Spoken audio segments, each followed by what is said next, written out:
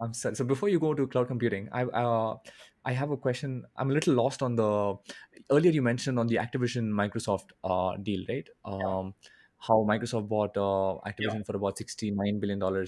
yeah, Where I'm a little confused is you mentioned most of the money is to be made in gaming, in mobile gaming.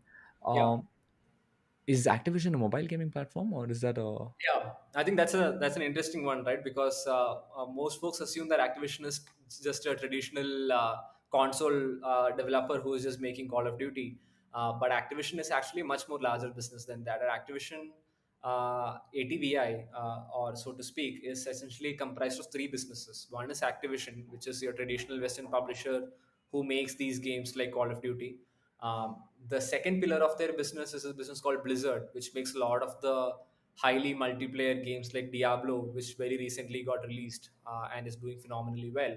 And the third component is a company called King, right? So King is the company that actually operates the Candy Crush franchise, right? So Activision is currently a well diversified business with content across mobile, console, as well as a traditional competitive markets, right? So it's no longer just a traditional publisher on just one platform.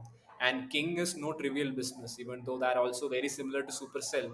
It's an extremely small team, and I think currently probably a little bit larger than that. And their individual games make more than $1.5 billion. Right? Candy Crush is just continuing to kill it post 10 years of its existence, still continuing to sell games to its audience. One of the largest DAUs in the casual gaming space, and still just almost printing money out of thin air, right? So, out of all the businesses within the Activision portfolio, King is probably one of the most valuable, purely by virtue of the amount of capital efficient growth it's able to deliver.